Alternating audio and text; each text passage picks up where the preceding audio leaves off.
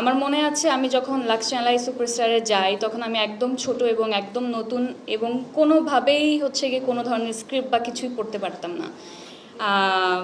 আমি দেখতাম অন্যান্য কন্টেস্টেন্টরা তারা স্ক্রিপ্ট পাচ্ছে, গিয়ে সুন্দরভাবে অ্যাক্টিং করে ফেলছে, বাট আমার জন্য ব্যাপারগুলো একদম টাফ ছিল। কারণ আমার তখন ডিপেন্ড করতে হতো কেউ আমাকে যদি একটু পড়ে শোনায় ওই স্ক্রিপ্টটা, আমি ওটার উপরে একটু নিজে ইংলিশে লিখে নিতাম। এবং আমার একটু মানে আমার খুবই বিলিভ করতে হতো যে তারা আসলে ঠিকঠাক বলছে কিনা। মানে এমন হতে পারে একটা কম্পিটিশনে যে বলতে হবে আমি তোমাকে ভালোবাসি, আর আমাকে কেউ বলে গেল যে এখানে লেখা আছে যে তুমি অনেক খারাপ, বা সামথিং লাইক দ্যাট। বাট আমার আসলে ব্লাইন্ডলি ট্রাস্ট করা লাগতো।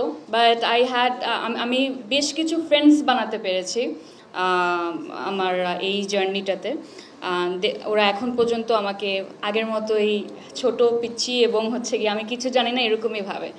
সো ওইটার পর থেকে আমি জানতাম না আমার অভিনয় করতে হবে বা কি পুরো সিস্টেমটা কেমন। বাট আমাকে বলা হয় জাস্ট জিতে চলে গেলে তো হবে না, তোমার এখানে এসে পারফর্ম করতে হবে, বেশ কিছু টিভি সিরিজ করতে হবে, নাটকে কাজ করতে হবে। তো আমি আসলে ওই মুহূর্তে খুব একটা ইন্টারেস্টেড ছিলাম না। ওই সময় আমি ও লেভেলসও দিচ্ছিলাম। বাট একটা সময় যখন আমি বুঝি না আমি আসলে এই ক্রাউনটা যে আমার মাথায়, এই মুকুটটা আমাকে এমনি এমনি দেয় নাই, আমার কিছু দায়িত্ব আছে যেগুলো আমার আসলে পালন করা উচিত।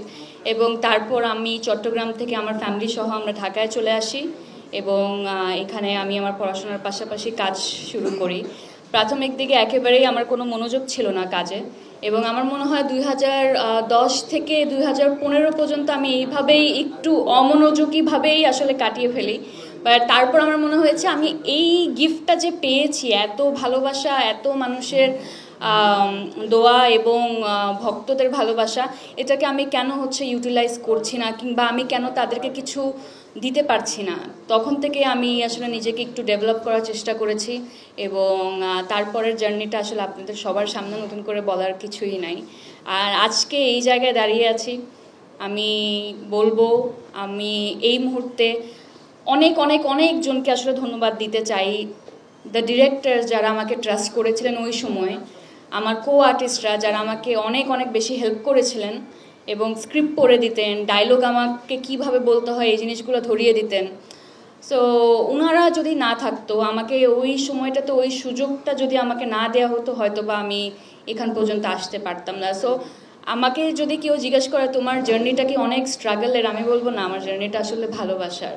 এবং আমি যতটুকু ভালোবাসা আমার মনে হয় আমি ডিজার্ভ করি না, তার চাইতে অনেক গুণ বেশি পেয়েছি, অনেক বেশি সাপোর্ট পেয়েছি সবার কাছে এবং আপনাদের কাছেও। এই যে দেখেন, এত শর্ট টাইমে আপনাদেরকে আমরা ডেকেছি আর আপনারা সবাই চলে আসছেন, এইটা অনেক অনেক বড় একটা পাওয়া প্রিয় মালতী টিমের জন্য। সো আমার জার্নিটা কিছুটা এরকমই।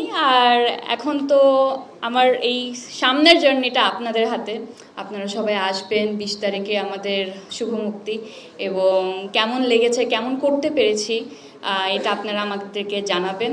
আমরা যদি ভালো করে থাকি তাহলে তো ভালো, আর যদি আরও ভালো করার সুযোগ থাকে তাহলে সেটাও আমাদেরকে ধরিয়ে দেবে। সময়ের কাজ সময় করা উচিত এবং সময়ের কথা সময়ে বলা উচিত, এবং এই ধরনের গল্পের সাথে থাকতে চাই যেখানে কোনো না কোনো একটা ইনার বা ডিপার মিনিং আছে। অ্যাপার্ট ফ্রম দ্যাট আমি এমন কাজও করতে চাই যেগুলো আসলে মানুষকে বিনোদন দেবে। যেমনটা আমি নাটকের ক্ষেত্রে করতাম, কিছু কমেডি করতাম, কিছু রমকম করতাম, কিছু সিরিয়াস কন্টেন্ট করতাম। তো ফিল্মের ক্ষেত্রেও আমি একটু মিলিয়ে জুলিয়ে কাজ করতে চাই। প্রিয় মালতী তো এক ধরনের জনরার, এবং আমি চাইবো যে নেক্সট আমার যে মুভিটা হয় সেটা ডিফারেন্ট একটা জনরার হোক, কিন্তু আমার ক্যারেক্টারের জায়গা থেকে এমন কিছু যাতে থাকে যাতে মানুষ দেখে সেটা পছন্দ করবে, এবং একটু যদি নতুনত্ব পাওয়া যায় সেটা তো অবশ্যই ভালো।